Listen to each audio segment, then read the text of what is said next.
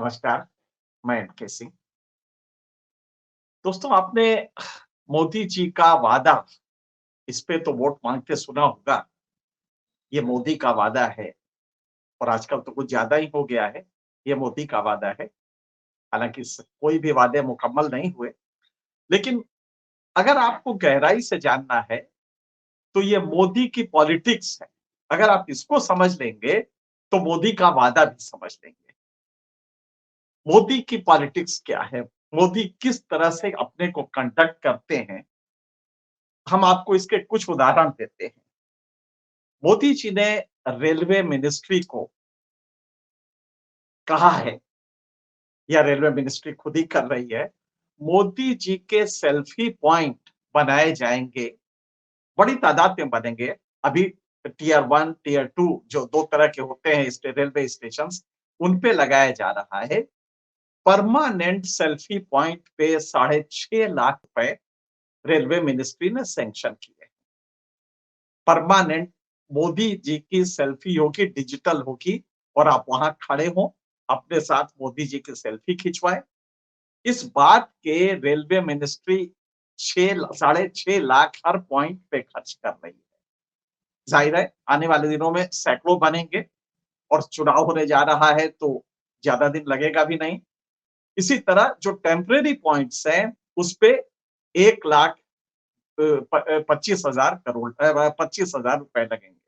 1.25 लाख रुपए में टेम्परेरी और परमानेंट 6.5 लाख में ये रेलवे ने सैंक्शन किया है, खर्च करना शुरू भी कर दिया है। ये बात आरटीआई में पता चली। जरा सोचिए, अपने को की इमेज बूस्ट करने के लिए मोदी जी ने रेलवे मिनिस्ट्री का, हमारा आपका पैसा, जो कि हम ट्रेन में टिकट खरीद के देते हैं, उस पैसे से मोदी जी अपनी इमेज बिल्ड कर रहे हैं। ये है मोदी जी की पॉलिटिक्स। अब आप ताज्जुब करेंगे कि उसी दिन चीख-चीख के इंडिया रेटिंग्स एंड रिसर्च ने कहा कि भाई कंट्रोल करो अपने खर्चे पे, कंट्रोल करो, तुम्हारा जो फिस्कल डेफिसिट है वो खतरनाक लेवल पे जा रहा था। दरअसल हुआ ये कि 6.5% का फिस्कल डेफिसिट था, जिसको कहा गया था कि साहब हर हालत में 5.9% पे लाएंगे इस साल, और अगले साल इसको 5.4 पे कर देंगे, जबकि होना चाहिए 4% से नीचे। किसी भी इकोनॉमी में 4% से नीचे होना चाहिए, और यही कानून में है भी बाध्यता कि आप इससे नीचे करेंगे, वरना आपकी इकोनॉमी को अच्छा नहीं माना जाएगा। मोदी जी ने वादा भी किया था कि 5.9 पे ले आएंगे। अब इंडिया रेटिंग एंड रिसर्च की रिपोर्ट है, और वो इसलिए आपका ज्यादा हो रहा है कि आप रेवेन्यू में खर्च कर रहे हैं। ये जो अयोध्या मंदिर बन रहा है, इस पे जो हवाई जहाज, जो ट्रेन, जो मोदी जी जाएंगे, जो खर्च होगा, ये आएगा कहां से? ये हमारे आपके टैक्स से आएगा, और इमेज मोदी जी की बनेगी। और बस उधर भगवान राम होंगे, उसके ठीक बगल में मोदी जी की इमेज। इसको कहते हैं समाज शास्त्र में डेइफिकेशन। देवता तुल्य मान लेना किसी आदमी को, तो डेइफिकेशन अंग्रेजी में कहते हैं, अधिदैवतवाद हिंदी में, और उसका देवताकरण आप करते हैं। जैसे दानवीकरण करते हैं कुछ एक किसी खास ग्रुप को, उसी तरह एक व्यक्ति का को देवत्व देने की स्थिति इस राम जन्मभूमि राम मंदिर बनने के साथ साथ मोदी जी की इमेज की बनती जा रही है, वो बनाते जा रहे हैं। और ये कह के कि राम का जो मंदिर बनेगा वो मोदी जी बना रहे हैं, ये मैसेज आएगा। तो ये मोदी जी की सेल्फी का पॉइंट आपने लिया। उसी दिन मोदी जी ने, जिस इकोनॉमिक हालत में किसी प्रधानमंत्री को रात में नींद नहीं आनी चाहिए, दिन रात उसकी मतलब पसीने छूटने चाहिए कि इकोनॉमी जा कहां रही है, उसमें मोदी जी ने, यह है मोदी जी की पॉलिटिक्स। उसमें मोदी जी ने उसी दिन, 2 दिन पहले की बात है, जिस दिन ये रिपोर्ट्स आ रही थी कि मोदी जी की सेल्फी पे 6.5 लाख खर्च होंगे हर पॉइंट पे, और सरकार देगी, रेलवे मिनिस्ट्री देगी, क्योंकि रेलवे मिनिस्टर को भी तो आखिर अपनी नौकरी बचानी है ना। उसी दिन मोदी जी ने एक समारोह में गुरु गोविंद साहब के बच्चों का जो की शहादत हुई थी, उसके एक फंक्शन में मोदी जी ने जरा कहा क्या, ये सुनिएगा। ये भारत का समय है, अगला 25 साल क्षमता, भारत की क्षमता बताएगा। भारत दुनिया की समस्या हल करने की में अहम भूमिका, अपनी समस्या तो मोदी जी हल नहीं कर पा रहे हैं देश की, लेकिन दुनिया की समस्या हल करने में अहम भूमिका निभाएगा। ये मोदी जी का ऐलान है। जरा सोचिए, वर्ल्ड बैंक की रिपोर्ट है कि भारत में 13 करोड़ 10 लाख लोग 46 रुपए प्रतिदिन से कम पे जिंदा हैं। गौर कीजिएगा, 13 करोड़ 10 लाख लोग 46 रुपए से कम पे जिंदा है, और 61 करोड़ 20 लाख लोग 78 रुपीज 78 रुपए पे प्रतिदिन पे जिंदा है। 78 रुपीज पर डे पर 61 करोड़ 20 लाख लोग जिंदा हैं। 78 रुपए, इतना शायद ये जो मध्यम वर्ग है ये टिप दे देता है बैरे को। इस पे 61 करोड़ 20 लाख लोग जिंदा है, और 13 करोड़ 10 लाख लोग 46 रुपए पे जिंदा है। रात को किसी प्रधानमंत्री को नींद नहीं आनी चाहिए कि इस देश के 80 करोड़ लोग किस हालत में हैं। 76 करोड़ लोग किस हालत में है कि 46 रुपए और 78 रुपए प्रतिदिन के खर्च पे वो जिंदा है। कैसे उनकी दवा होती होगी, कैसे इलाज होता होगा, शिक्षा होती होगी उनके बच्चों की, लेकिन ये मोदी जी का भारत है। इतने बड़े हकीकत को छुपा के मोदी जी क्या कह रहे हैं कि अगले 25 साल भारत एक नया विश्व को नई दिशा दिखाएगा। कितना बड़ा ये मोदी जी की पॉलिटिक्स है। मोदी जी का वादा तो छोड़ दीजिए, लेकिन मोदी जी की पॉलिटिक्स अगर आप समझ जाएंगे तो सब कुछ आपको समझ में आ जाएगा, और वो हकीकत समझ में आएगा कि ये देश किस रसातल में जा रहा है। अब आप इसका अगला सुनिए। आपने मोदी जी को देखा कि उड़ता चमकता भारत और क्या क्या बना गए। अब हकीकत हम आपको बताते हैं। गवर्नमेंट ऑफ इंडिया की प्रेस रिलीज 28 फरवरी इसी साल कहती है कि भारत का जीडीपी 159.7 लाख करोड़, 159.90 लाख करोड़ रुपए का ये जीडीपी था। अब जरा गौर कीजिएगा, मोदी जी जब आए थे तो उस समय ये 98 लाख करोड़ का, 98 लाख करोड़ का था। टोटल कितना हुआ? 63% बढ़ा मोदी जी के काल में। ठीक है, आप ताज्जुब करेंगे कि आईएमएफ ने खुद कहा है कि मनमोहन सिंह के काल में ये जो इंक्रीज था वो 97% था। मोदी जी के 10 साल में ये 63% था, जबकि मनमोहन सिंह के 2 टर्म के 10 साल के काल में ये 97% था। लेकिन आप कभी सुने? अब ये भी छोड़ दीजिए, प्रति व्यक्ति आय मनमोहन सिंह के काल में 145% बढ़ी थी। प्रति व्यक्ति आय 100, जबकि मोदी के काल में सिर्फ 67% बढ़ी है। लेकिन कहा क्या किया जा रहा है कि साहब मोदी के काल में ही सब कुछ हुआ है, जबकि ठीक उल्टा था। आपने कभी मनमोहन सिंह को सुना है कहते हुए कि उड़ता भारत, उगता भारत, डूबता, ये जो मोदी जी कहते हैं विश्व गुरु भारत, आपने कभी नहीं सुना होगा। ये भी छोड़ दीजिए, बांग्लादेश हमसे पर कैपिटा इनकम में हमेशा ज्यादा रहा है इस साल छोड़ के, और आईएमएफ ने कहा है कि अगले 5 साल जल्दी टेक ओवर कर लेगा बांग्लादेश, क्योंकि भारत की इकोनॉमी उस तरह की नहीं है। बांग्लादेश तेजी से बढ़ेगा। दरअसल बांग्लादेश का कम इसलिए हुआ है यूक्रेन वार की वजह से। यूक्रेन वार के उसका एक्सपोर्ट कम हो गया, जिसकी वजह से ये हुआ है। लेकिन हकीकत यह है कि कभी आपने बांग्लादेश के नेता को, प्रधानमंत्री को सुना है कहते हुए कि बांग्लादेश विश्व गुरु बना है? ये मोदी जी की पॉलिटिक्स है। वो सत्य जो है उसको छिपा के असत्य को इतना जबरदस्त हाइप करेंगे कि आप कंफ्यूज हो जाएंगे। ये टिपिकल स्टाइल है। दुनिया में इस तरह की पॉलिटिक्स और किसी आप देश में नहीं देखी होगी। आपने चीन में कभी देखा है कि चीन में ऐसा कोई भाषण आया हो? आपने किसी और डेमोक्रेसी, आपने इंग्लैंड में देखा है? और जहां तक ये $5 ट्रिलियन की इकोनॉमी है, ये एक मजाक है। दरअसल यूएस, जब इन्होंने अनाउंस किया था, मुझे याद आता है मोदी जी ने यूएस कांग्रेस में अनाउंस किया था, अभी गए थे 23 जून को, तो यूएस कांग्रेस में भाषण देते हुए उन्होंने कहा था, भाइयों बहनों तो नहीं कहा होगा, मुझे लगता है कि वहां उधर शायद चलता नहीं है, लेकिन उन्होंने वहां कहा था कि जब मैं सत्ता में आया था 2014 में, तब भारत 11वें नंबर पर था, आज भारत 5वें नंबर पर है। आप जानते हैं इसकी हकीकत क्या है? दरअसल ये जो बाकी चार थे, इटली, जापान, जर्मनी और इंग्लैंड, ये चारों जीडीपी वॉल्यूम में भारत के ही आसपास उस समय भी थे, थोड़ा सा ज्यादा थे।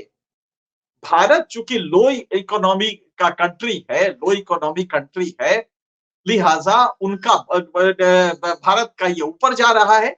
और यूरोप की कंट्री जो है तीन, जर्मनी, इटली और इंग्लैंड, इनके यहाँ रिसेशन आ गया। इनके यहाँ रिसेशन आ गया तो नहीं हुआ, जापान की स्थिति भी बहुत खराब थी, तो भारत इनको क्रॉस कर गया, बस इतना ही हुआ है। अब इसकी हकीकत क्या है जरा सुनिएगा।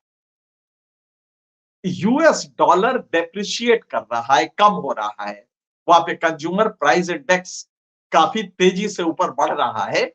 नतीजा ये है कि यूएस डॉलर का मूल्य कम हो रहा है।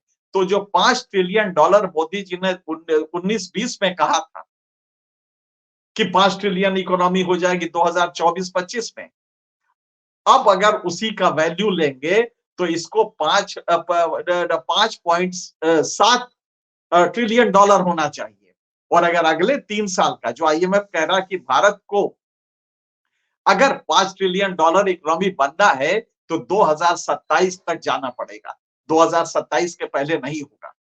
तो जरा गौर कीजिएगा, 27 तक अगर यही डिवेल्युएशन रहा, डॉलर का डेप्रिसिएशन रहा, तो $6.5 ट्रिलियन डॉलर की इकोनॉमी होगा, तब जाके ये वादा पूरा होगा। $5 ट्रिलियन से कुछ भी नहीं होने वाला है। और पर कैपिटा इनकम में अगर आप देखेंगे तो ये 20 कोसों आगे हैं। ये जिन कंट्रीज को कह रहे हैं, और इन्होंने पार किसको किया पर कैपिटा इनकम में, आप ताज्जुब करेंगे कि पर कैपिटा इनकम में निकारागुआ को पार किया है, जिसका कोई अस्तित्व, आप जानते हैं क्या स्थिति है। छोटे छोटे कंट्रीज को पार किया है, सूडान ऐसी कंट्रीज को पार किया है। हम पर कैपिटा इनकम में आज भी सूडान ऐसे देशों में है। लेकिन मोदी जी का कहना है कि भारत विश्व गुरु बन चुका है, अब इसको कुछ करना उरना नहीं है, भारत विश्व गुरु बन चुका है। आप एक उदाहरण लीजिए, आयुष्मान का कितना नाम आपने सुना होगा, कितने कसीदे काढ़े जाते हैं। मोदी जी दिन रात बोलते हैं कि हमने सबको स्वास्थ्य के लिए आयुष्मान भारत दिया। 36 करोड़ सुपात्र लोग हैं इस देश में आयुष्मान के लिए। ध्यान रखिएगा, पहले तो 60 करोड़ मोदी जी दावा करते थे, घटाते घटाते 36 करोड़ किया। अभी पार्लियामेंट में सरकार का जवाब था कि साहब 3 करोड़ कार्ड इशू हुए हैं। 2018 की स्कीम है, कितने साल हो गए? 5 साल बाद भी सिर्फ 3 करोड़ कार्ड इशू हुए हैं। आप समझ सकते हैं कि मोदी जी किस तरह से आपको भ्रमित कर रहे हैं। जिसमें रात को नींद नहीं आनी चाहिए देश के किसी नेता को, वो नेता ताली बजा बजा के भाइयों बहनों कह के कह कर रहा है कि भारत चमक रहा है, उड़ रहा है, उग रहा है, क्या क्या बता देते हैं, जबकि हकीकत बिल्कुल उल्टा है। देश रसातल में जा रहा है। आयुष्मान भारत की स्थिति यह है कि इतने कसीदे काटने के बाद मोदी जी के वोट भी मिले, और आज हकीकत यह है कि 36 करोड़ सुपात्रों में, जो पहले 60 करोड़ बताया गया था, बल्कि 62 करोड़, 36 करोड़ में सिर्फ 3 करोड़ को कार्ड मिले। आप समझ सकते हैं कि और ये भारत सरकार का है। मोदी जी को इसलिए भी नींद नहीं आनी चाहिए कि एक ऐसा देश है जिसमें युवा 15 साल से 60 साल के काम की उम्र होती है, जिसमें जो नए लोग आ रहे हैं या जो काम की उम्र के लोग हैं, वो निराश होके वापस घरों में चले गए हैं। इसको कहते हैं labour force participation ratio, LFPR। लगातार 44% से 22% हुआ, 22% से आज लेटेस्ट 39.5% है। मतलब कि इतने ही लोग काम करना चाहते हैं, बाकी लोग वापस चले गए हैं गांवों में क्योंकि उन्हें काम नहीं मिला। और हकीकत यह है कि चूंकि ये वापस चले गए, तो जो अनएम्प्लॉयमेंट रेट निकाला जाता है, वो निकाला जाता है जो काम के लिए आए हैं उनमें कितनों को मिला। लिहाजा वो नंबर बढ़ जाता, जब ये वापस चले जाते हैं तो वो नंबर बढ़ जाता है। मोदी जी ताली बजाते हैं कि हमारा देखो अनएम्प्लॉयमेंट रेट घट गया है। वो घटता दूसरी वजह से है। घटता इसलिए है कि आपके यहाँ काम मांगने वाले ही नहीं है, क्योंकि वो निराश होकर वापस घरों में चले गए हैं और उनसे आप राम के नाम पे ताली बजवा रहे हैं। जो लोग निराश, और ये 60 करोड़ लोग हैं, 60 करोड़ ऐसे लोग हैं जो काम नहीं मिला तो वापस होके वो घरों में चले गए। आज सिर्फ 39.5% लोग ऐसे हैं जो कि काम के लिए खड़े हैं बाजार में। उनको काम मिला नहीं है, वो काम के लिए खड़े हैं। बाकी लोग वापस बेचारगी में चले गए हैं। मोदी जी, रात को इस पे नींद नहीं आनी चाहिए किसी नेता को। लेकिन ये मोदी की पॉलिटिक्स है। मोदी वो राम मंदिर बनवाएंगे, पूरा कैबिनेट देश का लगा हुआ है, राज्य का लगा हुआ है, पूरा देश का बीजेपी लगा हुआ है। क्या करने में? राम मंदिर बन रहा तो इसका यूफोरिया पैदा करने में। घर घर जाके दिया, दीप, पत्थर, शिला ये करने में लगा हुआ है।